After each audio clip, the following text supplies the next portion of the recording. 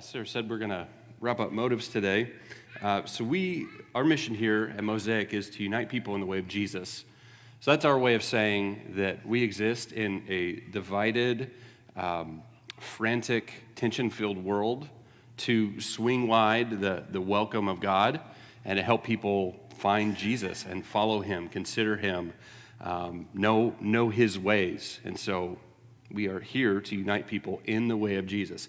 So one of the things that as we were launching Mosaic, we wanted to be known for were these motives. So motives are distinctives. They're what makes a church different from other churches. Not better, not special over and against other churches. It's just motives are what makes us us. You have family values. They're articulated. Some are unarticulated values. Motives are our articulation of what makes Mosaic Mosaic. And so as we go through these, what you don't want is for your values to be aspirational. Like we hope one day to be that. Because that, in a way, is a false promise to people. Because people want to know, what kind of church is this? So we really drill into motives that really embodied what we embraced. And so as we look at this last one, service over self, this may be for some of us like, well, of course we do this. This is just what we do. Yes, that is what motivates us. That is what makes us us. Service over self, that we are here to serve other people the way that Jesus served other people as well. So if this feels maybe anticlimactic, that's okay. Because again, this is like, yeah, duh, this is what we do. And I say that just to say this may not feel like as much of a pep talk or sort of this, hey, let's go team together. It's more of an affirmation of what we're already doing. When I look across Mosaic, people that are here, people that aren't here, like we serve. I know that about us. We are a serving church. We're a church that shows up. We're a church that wants to make a difference, and in particular in each other's lives. So this isn't, as I teach this, it may just seem like, yeah, that's just what we do here. And I think in all, that's a good thing. Again, because you don't want a motive, a distinctive to be this aspirational thing. We can, of course, always get better at it, but it should be something that as we represent ourselves to others, when people ask you about each other, it's like, yeah, we serve at Mosaic. We serve in the church. We serve other people. We serve on a Saturday when people call us up and say, hey, I need help with this. We do this because this is what makes us us. I think it's really important to name this. First off, because I heard one time, if you don't know what is working, when it stops working, you won't know how to fix it. Have you found that in your life? Like, you need to know what makes something good and take some time to reflect and articulate that, because inevitably things are going to drift, or the boundary lines will get fuzzy and you'll have to go back and re-articulate. You need to know what is it that makes it good, and so that's why we take time to articulate these motives to each other. It's also important that we do this because we live in a culture of self. Service over self may be one of the most, taken for granted motives that we have, or just activities that we do in the Christian life, but it absolutely is a shot across the bow of a culture that says it's all about you, right? This is the one that looks at the culture, and culture isn't our enemy, but it's just the mass behavior of society. It looks at that says it's all about me and it's all about what I want, and it says no, it's actually not. And that can be offensive. I mean, if you say it directly like that to people, it's not about you. It's like, where did that come from, man? Right? But it's a direct challenge to the culture of self that we see everywhere. It's about self-care. It's about self-expression. It's about self-improvement. And it's not like these things are bad or wrong. It's just that when these are the highest goals, then a good thing has become an ultimate thing, and it has to be something that gets challenged, okay? Even our algorithms are tailored to show us what we like and what we want. That's how we get siloed off, is that your algorithms are just a formula to show you more of the stuff that you like, to tell you more of what you think. It actually leaves us more isolated and selfish because it just serves up to us because, these advertisers sell back to us the things that it knows that we want. But in our obsession with finding ourselves, many of us are actually losing ourselves. I mean, how many of us have said recently, or at least thought, I can't right now, we're just slammed with all the kid stuff. And here, one of the things about being an adult is wiping down counters. The other is using your kids or pets as a means to get out of something you don't want to do. It's getting late, I gotta let the dog out. It's like, yeah, Fluffy is fine, I promise you. Okay, I can't right now. I'd help more, but this season is insane. Man, Christians love the word season too, don't we? It's just not the season for that. We have all these words that get us out of things. It's like, I don't have peace about that. It's like, maybe you just don't want to do it. You need a way out. I don't know. If I don't take care of me, who will? And it's like, yeah, that's true, but too much of that. And then it really becomes about you taking care of you first and only. All these things are totally fair. They're totally human. But what if the constant focus on our own needs, preferences, and timelines is actually leaving us more lonely and more burnt out, okay? So recently, Sarah and I started watching a show called The Bear, okay? Viewer discretion is advised if you do end up watching it. It's one of those, we were trying to pick a show, and it took us, a while after the other one finished. Anyway, we landed on The Bear. And I've watched some of it, so I started rewatching it. But if you haven't seen it, Carmen is this guy, this world-renowned chef, best in the world, that has been all over the place and makes these exotic, creative food. It's the kind of rich people food that it's I think some other food ate my food that ended up on the plate. It's that good of stuff. He moves back to Chicago to take over his family's beef sandwich business. And it's phenomenal storytelling and character development. He's got this big vision to bring his family's restaurant, to kind of reboot it and scale it up and create these great dishes that you can only get in Paris and New York, to bring it to urban Chicago. And he's got this team of people. It's this filthy workplace with all of these really dysfunctional people that kind of don't have anywhere else to go. So they're stuck together, and they're trying to make it work. So really dysfunctional environment. If you've ever worked in the restaurant business, you might get triggered just watching it. But trigger warning there.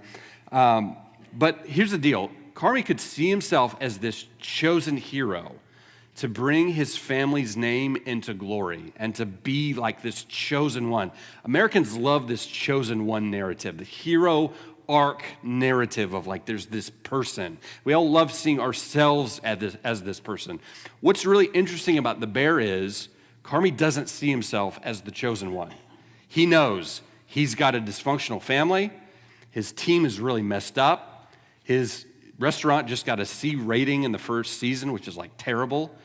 And everything is falling apart. He's barely holding it together, all the while juggling, vendors and bills and all this stuff. He knows he's not the guy, but he's got this team of rugrats, team of miscreants, this team of and the interesting thing about the show is it doesn't make any one of them the chosen one. It's really not about any one of them in particular, though that Carmi is the main character. It's about them. It's about their story arcs together and how when they choose to be together in this mess and when they choose to continue to show up, how they can create something great together.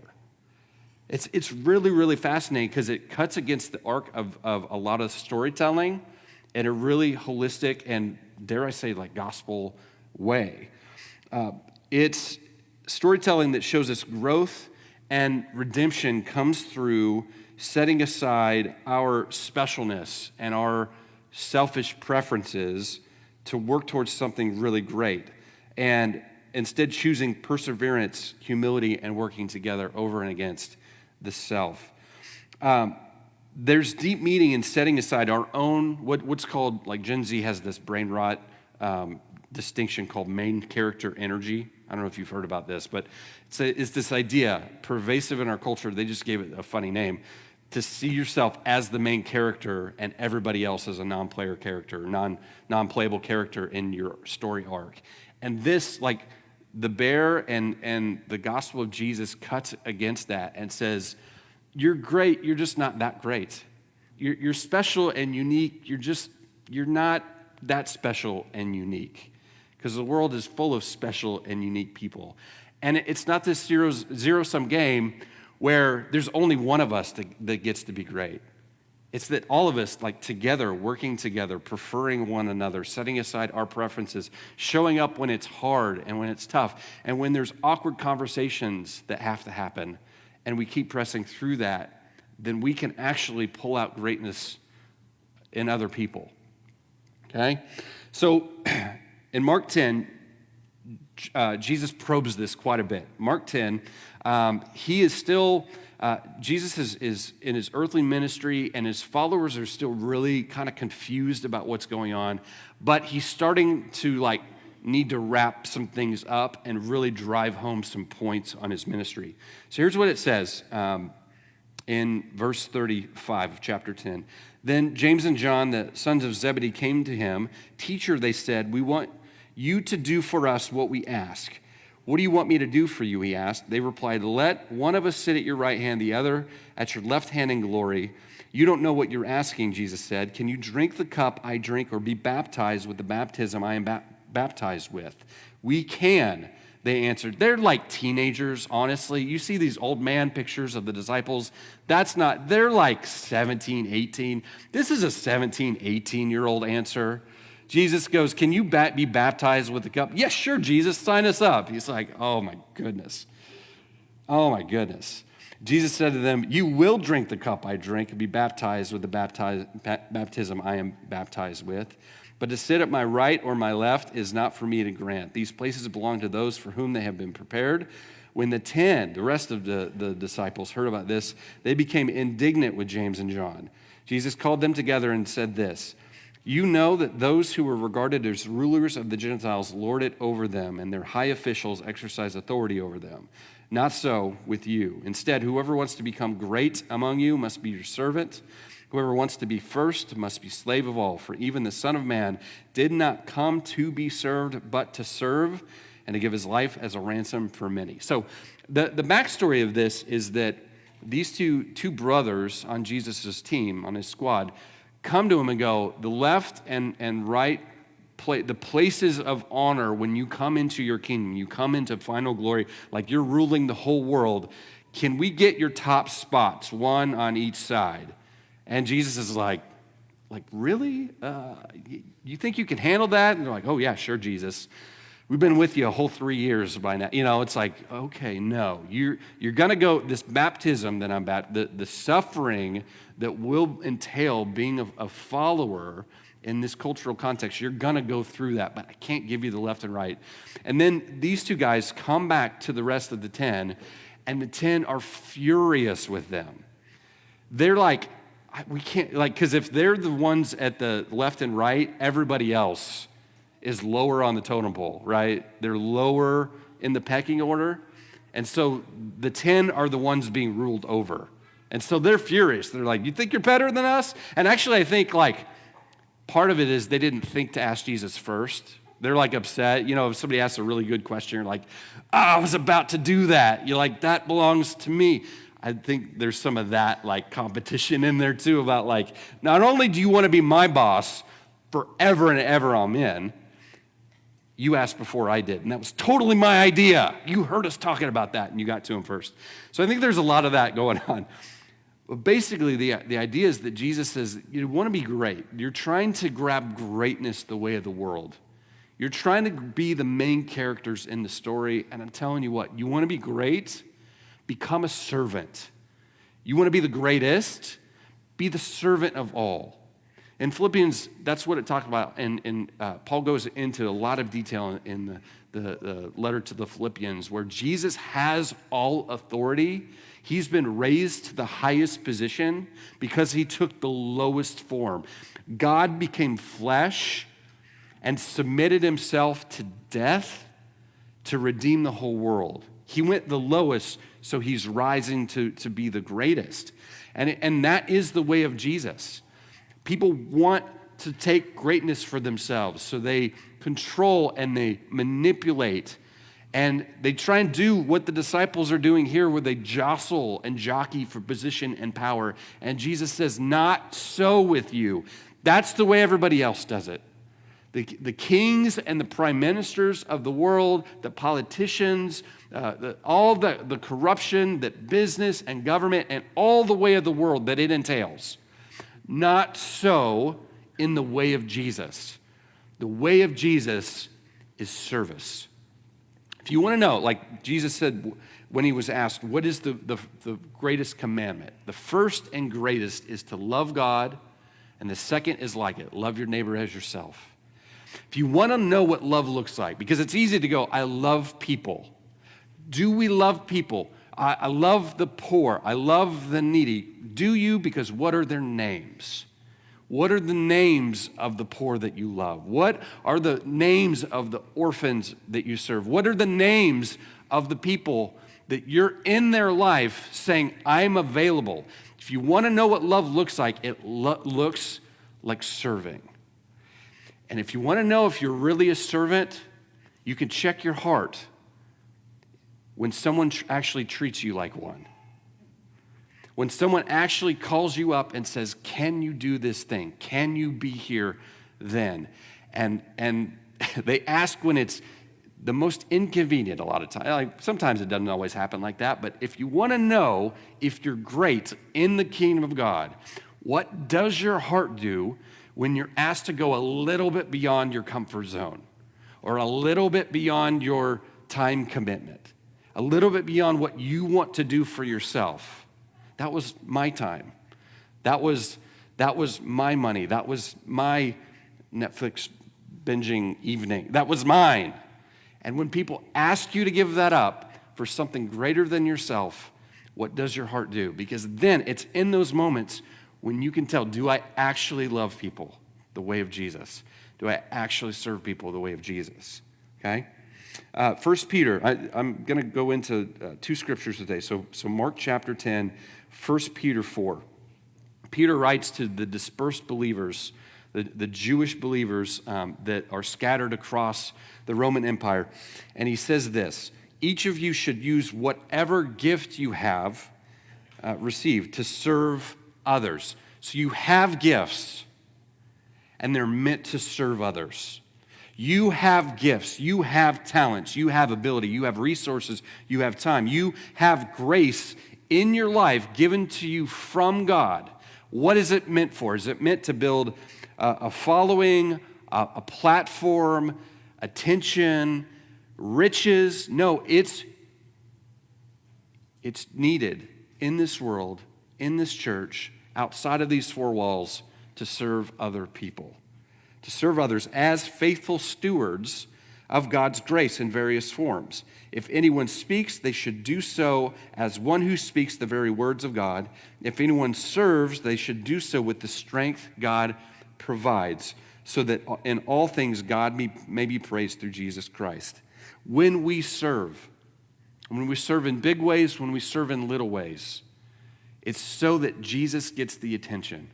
You've been given grace from God. It's called breath in your lungs and everything else that follows after that. And it's to be used so that Jesus gets the attention. He gets the glory. He gets the acclaim from it. As good steward, this word stewardship just means a manager. You've been given a gift of life and gifts of whatever else it is. And it's a grace, it's a gift to be managed for God in his stead, okay? So I was driving to church a couple months ago with my two sons. I've got a 14 and an 11-year-old. Sarah was here, serving on the worship team. We were going early to do coffee. I don't think I was teaching that day, but we had just a little, we were like 5-10 minutes away. We're having a conversation. We turn the corner to downtown, and one of my sons says, "Dad, why do we go to church so early all the time?" That's a great question when you're a teenager. Like, "Dad, seriously, again with this every week?" And what I didn't say is, "Well, you go with me because I'm a pastor and I need your free, cheap labor." Like, that could be a thing. It's not that. But, I mean, he had me for a moment because it's like doing a series on your values. Yeah, why do we do that, right? That's a great question. Like, let's get to the bottom. It's not, we've always done it this way. We ought to do it. I'm really building the brand of Josh Siders at Mosaic Church. Like none of that, like, stupid stuff. Why do we go? Why do we serve? Why do we do it together? So what I told him was, this is who we are. We're Siders. We're Team Siders. We serve. We serve at church. I think it's important for us to have a thing. This is literally what I told him. I think it's important for us as a family to have a thing that we do to serve other people together. We do, common table we've done for a while. Usually it's just the easiest, quickest thing that we can do together. The biggest lift is that we're at church almost every Sunday. So, when my sons are here, and I'm just going to brag on them a bit, because I kind of lucked out on this. I can't give us too much credit. They're just good kids. You sit in seats that probably have been straightened by my sons. You walk through doors that have probably been unlocked by them. I don't think they do much with the coffee, but they probably straighten cups. If you've eaten a donut, my kids have set those out. Now, I don't say this again to say I'm a great dad or aren't they great kids. Actually, they are great kids, so I don't mind saying that at all. It's just that from an early age, I think really it's been about 7 or 8 years that Sarah and I had a conversation about how do we help our kids engage on Sunday so they really like being there. And they do. So this question wasn't born out of like, "Oh, Dad, I really want to sleep." It's like, "Hey, why do we do this, by the way?" They come early. They ask to come early. And things like that. And they stay late, and sometimes you'll see them sitting on the couch listening to Spotify or something because they're like done with peopling, or they're like, they want lunch and we're still here. One of us more than the other one, I won't go into that, is talking to people out here. Anyway, so years ago we go, how do we get our kids to engage? And how do we get them they love coming on Sundays? So we made it fun for them. So this was a while ago, so they were really, really little. We bribed them basically. I said, if you come and do what you're asked to do, and that was mostly at the time like don't run, don't yell, and don't hit people with the ball. If you come and worship and you stand and you sing the songs, we will go and we will buy ice cream or some candy, and it will I will make it worth your time. And so, since then, we've had kids that stand next to us in worship. Sometimes they raise hands. I think they want a little extra those days. And they have generally a happy heart, a good attitude about being here. And so slowly we started adding hey, if you can open a door, you can be a greeter. Come on, buddy, stand right here. Oh, you want to help with donuts? You get the first one. Don't eat 3 yet. Do 1. So it's like we've stepped it up over time, and now we're talking about James. The first Sunday we were in this building, he was up here singing because we had a spot on the worship team open. John's more and more interested in some of the tech stuff that's going on. They can edit videos now and some crazy stuff I didn't even teach him to do. So we're looking for ways because we want to serve together because this is what Team Siders does, that we serve other people. And I really think in this age, having teenagers that don't think it's all about them and are reminded on a regular, if not weekly, if not daily basis, that it's not about you. This life is not all about getting your needs met first and most. It is actually about loving other people. It is actually about serving. That's why we do it. It's a regular reminder that you're great. You're just not that great. But you can be better, together with people. I think it's good in a therapeutic culture where our algorithms deliver everything to us and we can DoorDash everything and BK says, have it your way. We've got a couple, a teen and a tween, at least in our family, that's reminded hey, someone's got to straighten the chairs. No one has a spiritual gift of straightening chairs. but it's got to be done. And you know what? We see the need. We're team siders, and we're going to step in, and we're going to do it, and we're going to do it together. That's why we do it. That's our value for our family that meshes well with the value for our church. So let me just address, I'm going to do a couple practical things. I'm a list guy, so I'm going to give you 2 lists. I'm not going to go too deep into these, but I want to mention first the resistance to serving that we may have, that you may find in your own heart.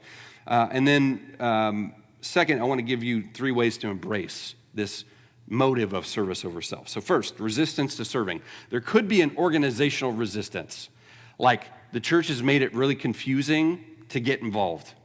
And understand, serving isn't just about what happens here, but again, it is a family value for not just the Siders, but also our church. So I'm going to talk first about this, but my goal today isn't to get you to sign. Like, I've preached a lot of messages on serving where it's like, okay, here's your next step, sign up for a team. That's like low-hanging fruit that I realize like may solve an issue for us momentarily. What I really want us to be is a people that serve, not just sign up for a service project. You know what I'm saying? Like, those are both good, but I think one is better.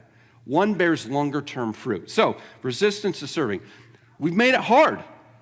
That's on us. We've got to do a really good job, and that's our commitment as pastors and leaders, to make it really good to care for you on teams, to make it really easy to onboard and offboard, meaning you don't have to serve till Jesus comes back.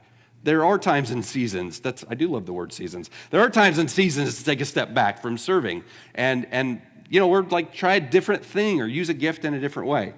So there could be a resistance because you don't know how or you don't know where to serve, okay? Secondly, there might be a formational issue. You didn't know that there was a need to serve in the Christian life. And there's no shame on this. You could be new to faith, and you just didn't grow up serving other people.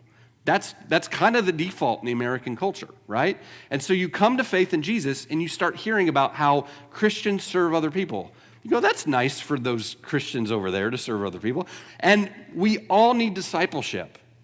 We all need discipleship, and we all start from a place of like, hey, we have to start seeing as Jesus is our leader and compels us to follow him, and we do the things that he does, so we serve other people.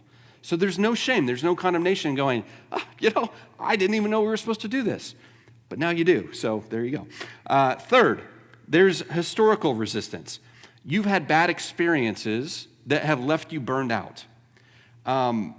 There have been experiences that some of us have had where you felt like you got involved in serving. You got shamed or manipulated or guilted into serving way beyond your capacity or even skill set or whatever it is. And you got involved and you realized, I think I'm building this dude's brand.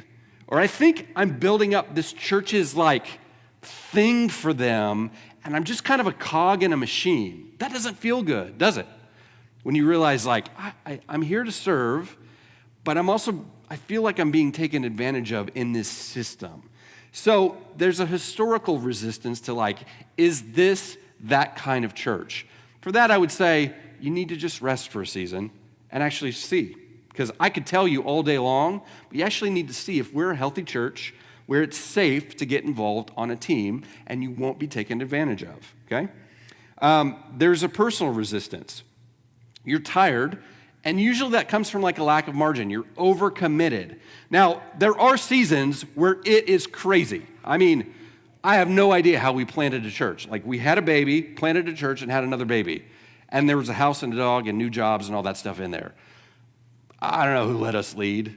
I think we're okay. I did some therapy, so anyway, whatever.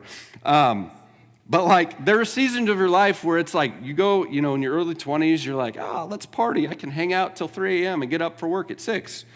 And then you have a family and you realize like, who am I trying to impress? Like, I don't even stay out after 9 o'clock. No, bedtime.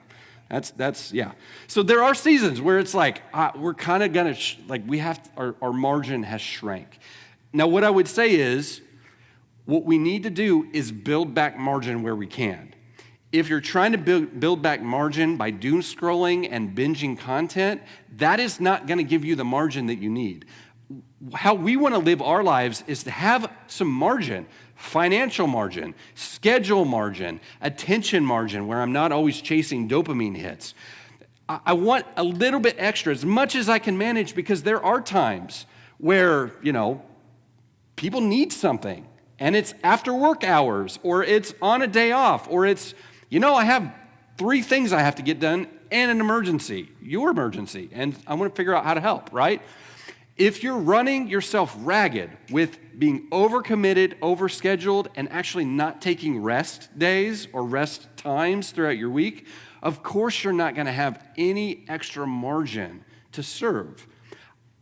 Jesus' ministry happened so much in the margins, I can't even, read through the Gospels. Where did his ministry mostly happen? In the synagogues? Not a lot. I mean, some of the demon-possessed people were shouting him down and stuff, and that was kind of crazy. But most of his ministry happened when he was on the way somewhere. Right? So I'm sure there's been nobody in this room that has gone, you're driving down the road, someone obviously needs help on the side of the road, but you're way too overcommitted and frazzled to even think about stopping and helping. I mean, maybe you call somebody, maybe you make arrangements for them. Nobody here, let's just give you the benefit of the doubt. Nobody here has ever done that. You've heard of people that keep driving. What would it look like for you to have a little bit more margin in your finances and in your schedule in particular? And I think there has a lot to do with mental health. You can't really serve well when your nervous system is in fight or flight mode. So there is mental health and soul care that goes into that. What would it look like to have a little bit of extra margin? Because I'm telling you, that's where service really happens. That when you feel like, I just have given my 8-hour day and my time and attention to my kids, and something else comes up. Wouldn't it be nice to be able to say, yes, I can do that, instead of, no, I can't even think about doing it because of XYZ reason, okay? So there might be personal issues. And then we already touched on this in the introduction, but there might be cultural reasons too. We live in this self-oriented society that is at odds with the way of Jesus, specifically serving other people first. And so that's why we bring it back constantly to it is good, it is formative, it is healthy to actually serve other people, to put them first. I can't, if you've done it, but it's hard to describe the joy that you can actually get by actually going, man, I gave my last 1% away to somebody and I feel overcommitted, but wow, didn't I make them happy? Didn't I meet a need? Don't I feel filled up even though I went into it depleted? But if you're always frazzled, always self-protecting, there's no margin to get there, okay? So 3 ways to embrace service over self. Reframing what service means. It's not just about volunteering on Sunday. We want this service culture, because Mosaic Church isn't this room, isn't this building. Service over self means we take the ethos of serving with us where we go, right? It's texting a struggling friend even when you're tired. It's teaching your kids that your time isn't just our time. It can be someone else's too. Serving is looking for other, maybe little ways to help other people out, okay? So 2, start small. You can start in the circle that you're already in, around the dinner table. You can think to yourself, how am I serving these people well? My family, my friends, this week. Do your kids see you joyfully helping others? Or are you constantly protecting your time and attention and your money? Begin in your home, start small, and then you can move outward. And like I said, there are seasons where it's you're serving your kids by changing their diapers and you're doing midnight feedings. That's okay too. You can still, man, I'll tell you what, 3 a.m. with a baby that just ate but will not go to sleep will teach you some things about what's in your heart.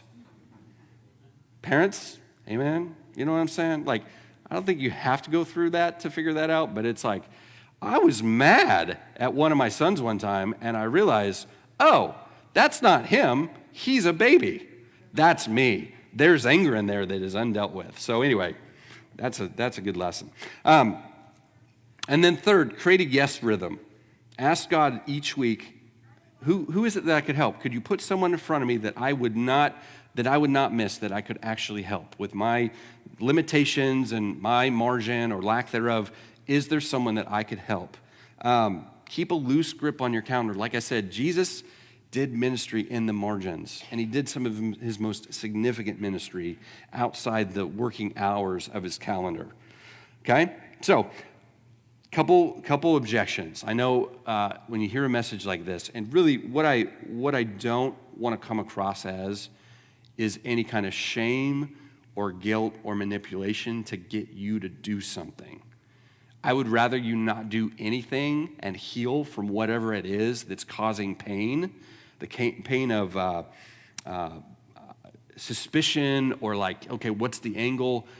Let the Holy Spirit deal with that. But I know that there are oftentimes objections when we talk about serving. So first one might be, aren't we supposed to have boundaries and protect our peace? Yes, boundaries are good.